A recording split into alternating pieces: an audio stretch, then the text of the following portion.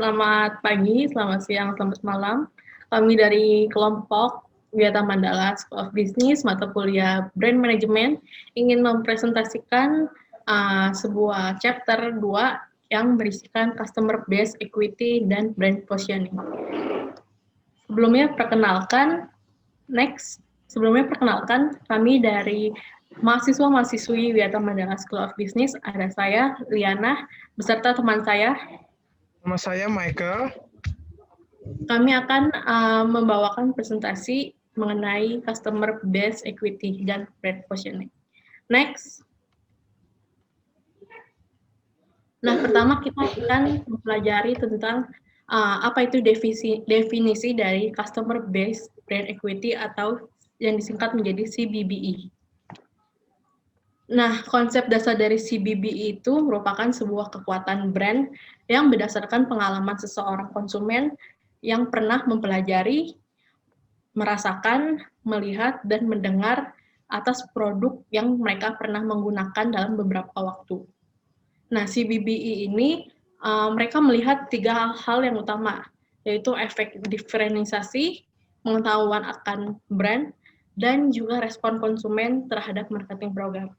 Sebuah brand dikatakan mempunyai CBBE yang tinggi jika konsumen dapat memberikan suatu reaksi yang positif terhadap suatu produk, harga, atau komunikasi. Ketika brand tersebut diidentifikasi dibandingkan jika produk yang tidak memiliki merek. Next. Nah, selanjutnya ini ada 3 model yang meningkatkan brand equity. Pertama, ada brand positioning.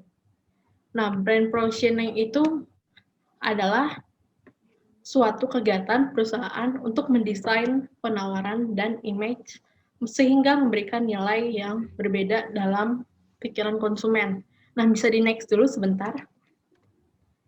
Contohnya, contoh dari brand positioning. Kalian pasti tahu kan ini apa? Ya, ini benar, ini produk Nike. Atau mungkin yang pertama kali kalian dengar Nike itu produk atau merek olahraga ya itu benar. Nah, Nike ini memposisikan brand atau merek mereka sebagai menjadi merek yang inovatif dan inspiratif untuk target konsumennya di seluruh dunia. Nah, Nike telah berhasil mengubah merek mereka menjadi ada di mana-mana, bahkan udah tersebar di berbagai dunia.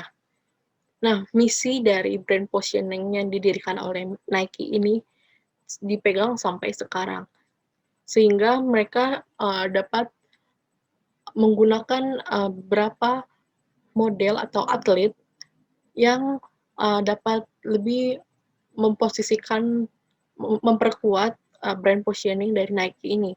Contoh-contoh atletnya itu ada Michael Jordan, Tiger Woods, dan Andrew Agassi. Sebelumnya, selanjutnya ada brand resonance, yaitu mengacu pada sifat-sifat alamiah dari hubungan yang erat tersebut. Nah, brand resonance ini terjadi ketika seorang pelanggan merasa sangat terhubung dengan sebuah merek dan mengidentifikasinya dirinya dengan merek tersebut. Jadi, ada perasaan di mana pelanggan ketika menggunakan produk tersebut, mereka merasakan keintiman terhadap produk tersebut. Nah, itu dinamakan brand resonance. Selanjutnya ada brand value chain, yaitu pendekatan terstruktur yang ditujukan untuk meningkatkan nilai brand. Proses brand value chain terdiri atas investasi, program pemasaran, atau marketing program, investment. Dilanjutkan dengan pembentukan pola pikir atau mindset pelanggan, pembentukan performa pasar, dan terakhir shareholder value. Next. Nah, selanjutnya kita akan membahas tentang keunggulan atau keunggulan dari strong brands atau kekuatan dari brands. Pertama itu adalah improve perception of product performance. Yang kedua ada greater loyalty. Ketiga ada less vulnerability to competitive marketing action. Keempat ada less vulnerability to marketing crisis. Kelima ada larger margins. Keenam ada more elastic consumer response to price increase. Keenam ada ketujuh ada more elastic consumer response to price decrease.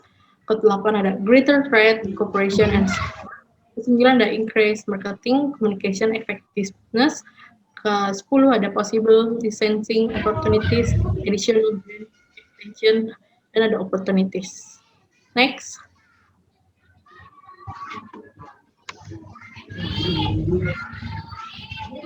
Nah, perlu diketahui CBBI itu penting.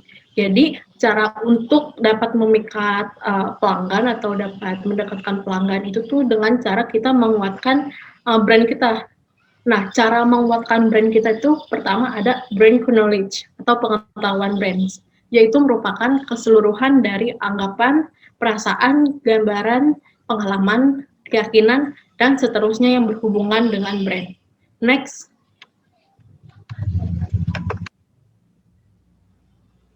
Nah, brand knowledge ini diartikan sebagai seluruh informasi terkait secara deskriptif dan evaluatif di mana kesimpulan secara individu disimpan di dalam memori konsumen sehingga nantinya dapat digunakan untuk memberikan penilaian. Itu menurut Keller pada tahun 2003. Nah, brand knowledge ini mempunyai dua komponen atau source of knowledge, yaitu pertama ada brand awareness dan kedua ada brand image. Nah, Keller mengatakan bahwa brand knowledge yang terdiri dari brand awareness dan brand image merupakan pokok dalam pembangunan ekuitas sebuah merek. Dengan demikian, brand equity baru terbentuk jika konsumen mempunyai tingkat awareness dan familiaritas yang tinggi terhadap suatu merek dan memiliki asosiasi merek yang kuat, positif, dan unik dan di dalam memori pelanggan. Next. Kita akan belajar pertama-tama tentang brand knowledge, yaitu komponen pertama, yaitu brand awareness, yaitu merupakan kesanggupan seorang calon pembeli untuk mengenali, mengingat kembali suatu merek sebagai bagian dari suatu kategori produk.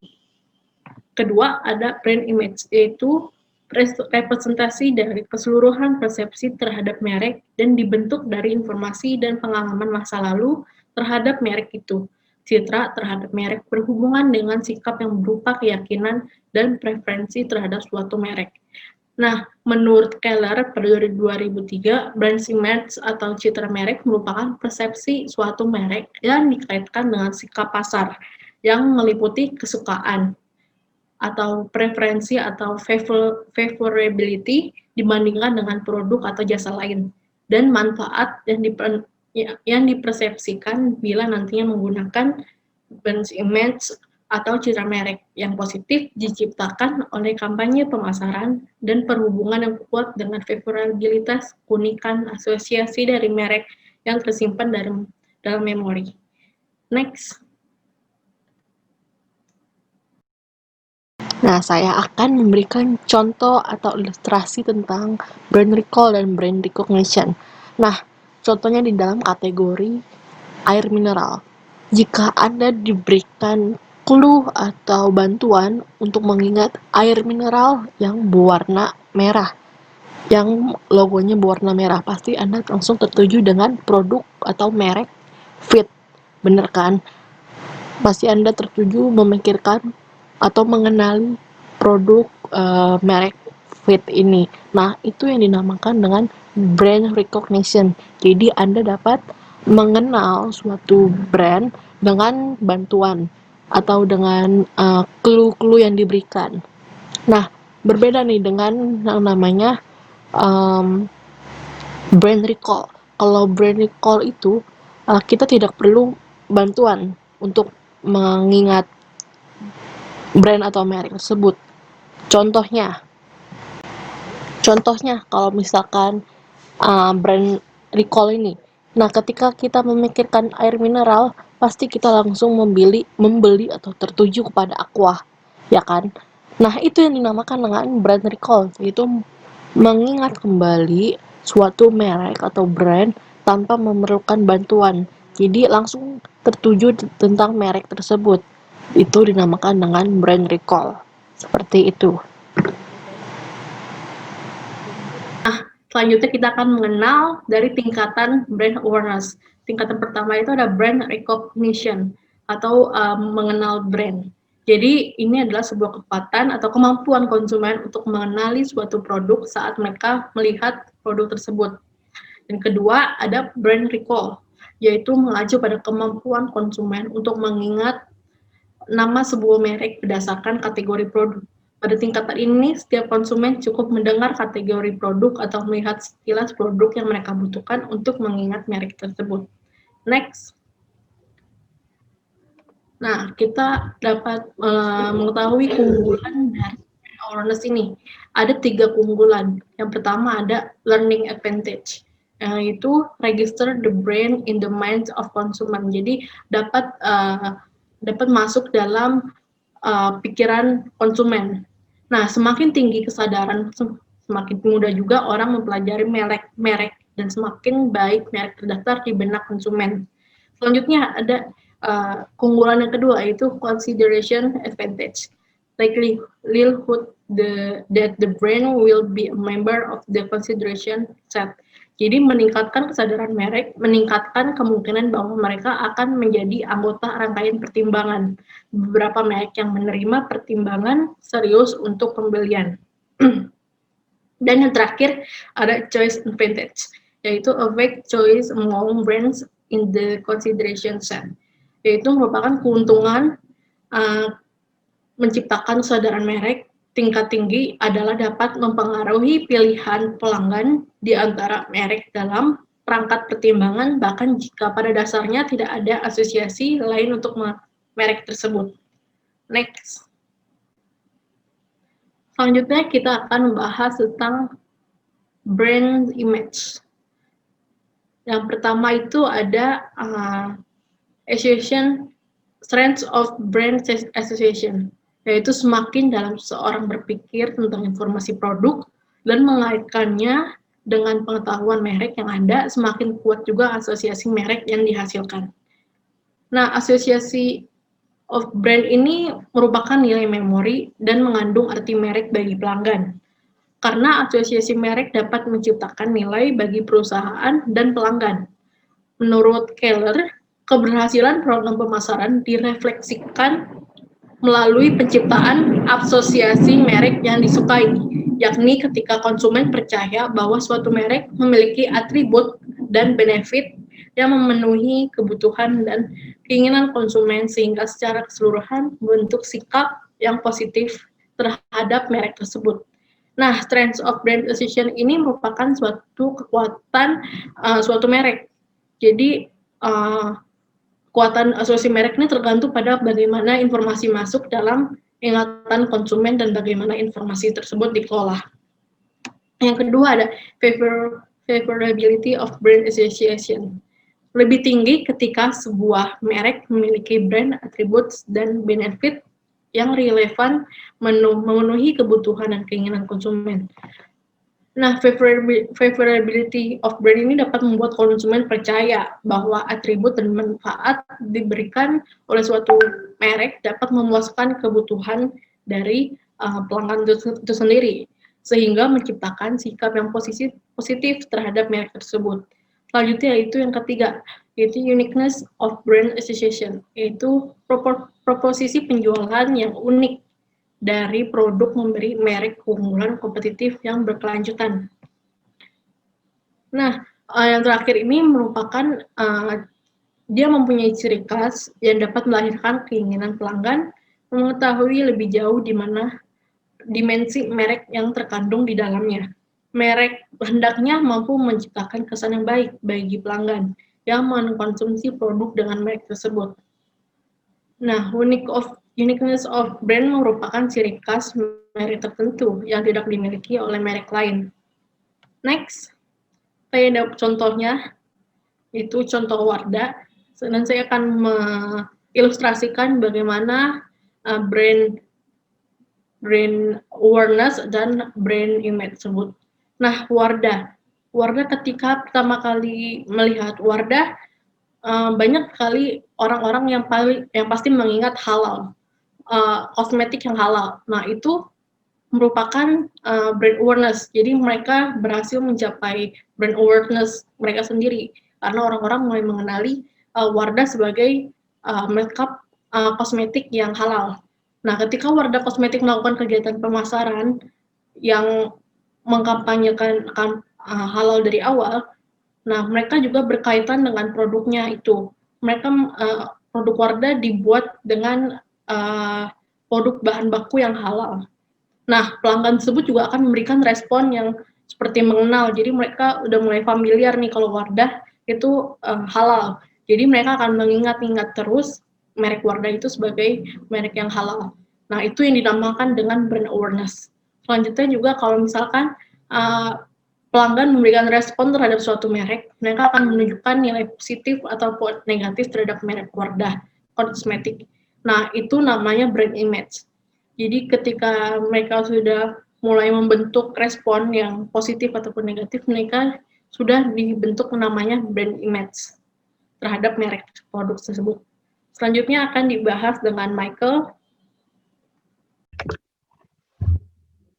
Selanjutnya saya akan membahas menciptakan ekuitas merek pemasar sebaiknya. Satu, buat respon konsumen yang menguntungkan, misalkan untuk dari kesadaran mereknya. Yang kedua itu, ciptakan citra merek yang positif melalui rekasosialisasi yang kuat, menguntungkan, dan unik. Nah, contoh di kosmetik brand image. Dari ini kita melihat dari citra merek global yang sukses tanpa menggunakan konvensional periklanan, asosiasi yang kuat untuk perawatan pribadi dan kepedulian lingkungan melalui produk bahan alami, tidak ada paraben, tidak ada pengujian pada hewan, kemasan bentuk daur ulang yang sederhana tanpa dapat diisi ulang, terus merchandising-nya, kebijakan pemasokan, PR, CSR, dan penerima laba untuk menjalankan program lokal dan lain-lain. Berikut adalah contoh kosmetik brand image-nya dari Innisfree.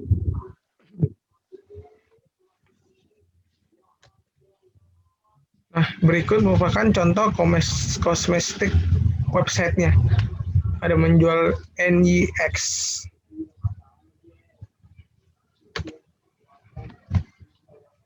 Saya akan melanjutkan untuk mengidentifikasi dan membangun pemosisian merek. Penentuan posisi merek, tindakan mendesain perusahaan menawarkan dan gambar sehingga itu menempatkan sebuah berbeda dan tempat berharga di pemikiran pelanggan. Terus menemukan lokasi yang tepat di pemikiran konsumen atau segmen pasar.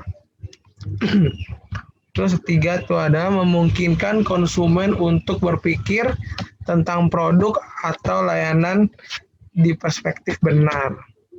Berikut adalah contoh-contoh merek-merek yang sudah terkenal di pemikiran para konsumen.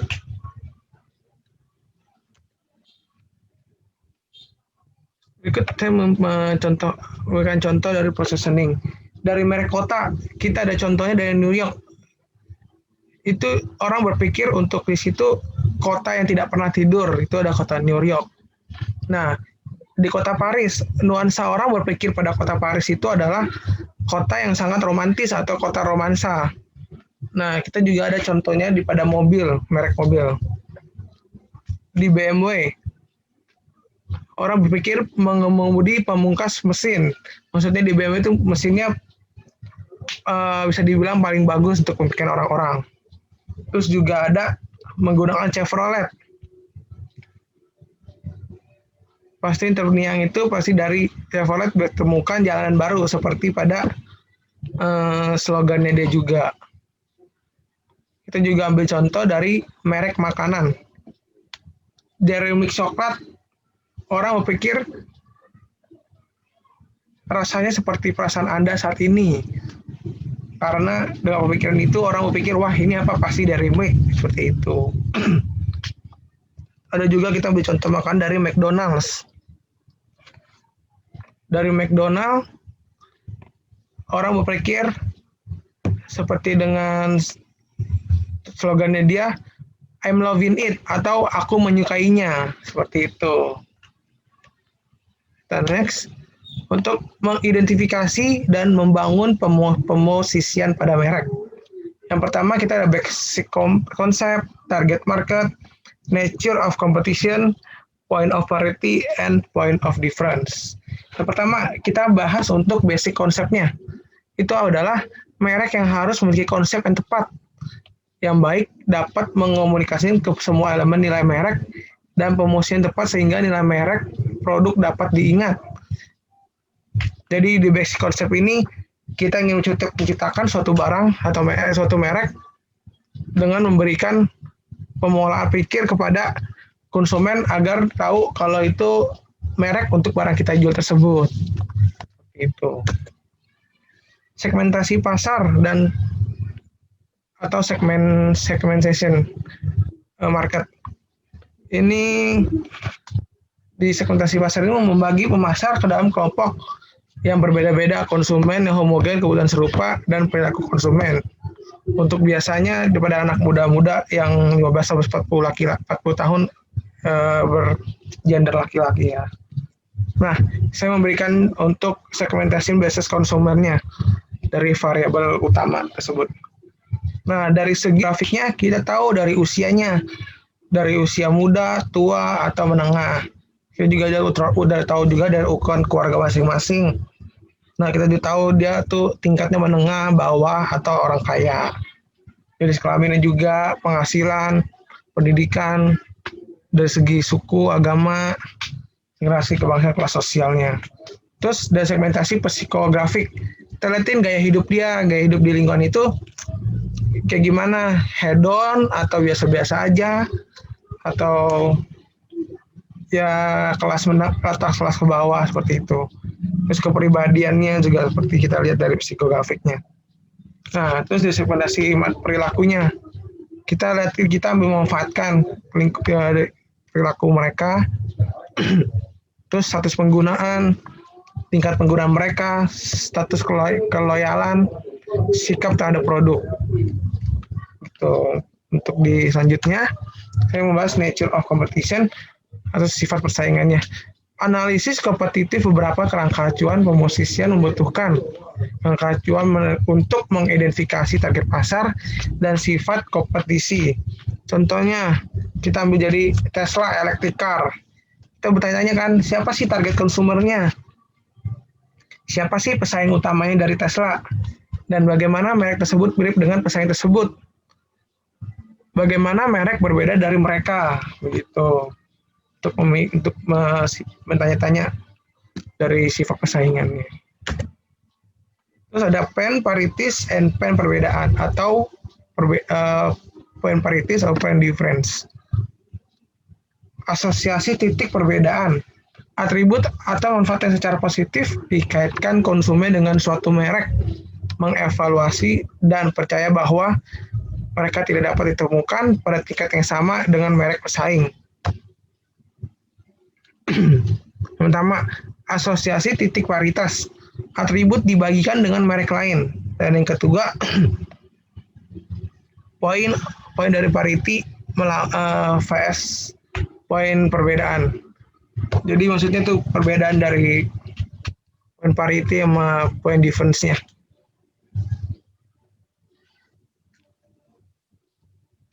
Jika titik parity tertentu bisa dicapai untuk mengatasi kelemahan potensial, poin difference bahkan mungkin tidak penting.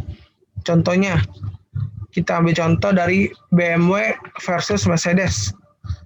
Dari peringkat dari keamanan kecelakaan. Poin parity lebih mudah dicapai daripada titik perbedaan. Orang harus percaya bahwa merek itu bagus.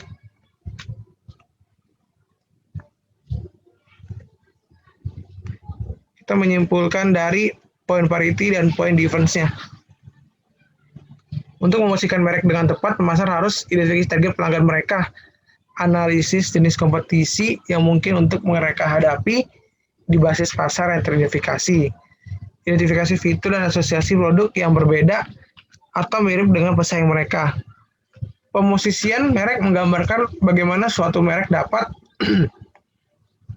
bersaing secara efektif melawan kompetitor tertentu. Pemosisian produk yang baik harus identifikasi semua point of parity yang relevan. Terus kedua, merefleksikan sudut pandang konsumen dalam hal manfaat yang diperoleh konsumen. Tiga, berisi poin perbedaan dan poin prioritas yang menarik bagi kepala atau hati para pelanggan. Selanjutnya ada merek mantra. Mantra merek fase 3-5 kata itu menangkap esensi atau semangat yang terbantahkan dari positioning merek. Itu ada 3 paduan tentang merek, produk, apa yang akan diperkenalkan di bawah merek. Terus kedua tuh kampanye iklan apa yang akan dijalankan. Yang ketiga itu di mana dan bagaimana merek harus dijual.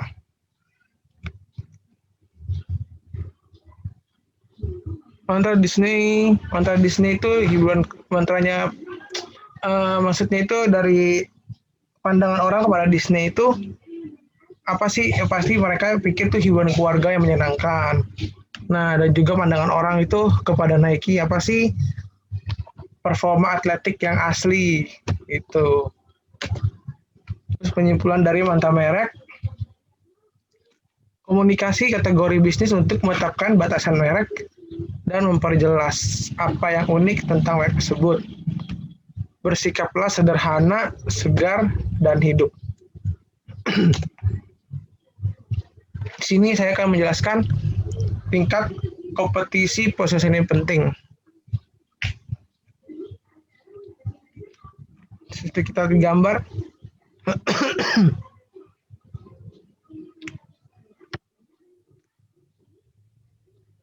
Di produk competition itu di TV channel ada berbagai contoh-contohnya seperti yang di lingkaran yang kedua terluar, ke dalam ada spesialis TV-nya yang itu channelnya terkenal seperti di situ. Terus juga ada yang di luar lingkaran dalam ketiga lagi udah semakin besar lagi untuk yang di ke media-medianya. Contoh seperti YouTube yang sudah dikenal, Netflix seperti itu.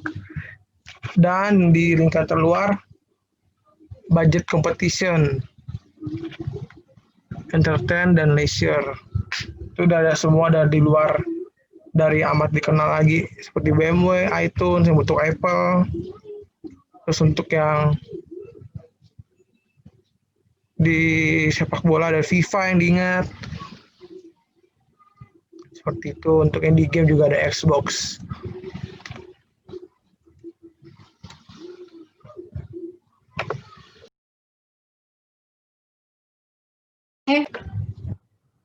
Sekian dari kelompok kami. Terima kasih untuk sudah mendengarkannya. Mohon maaf bila ada kesalahan kata. Terima kasih. Terima kasih.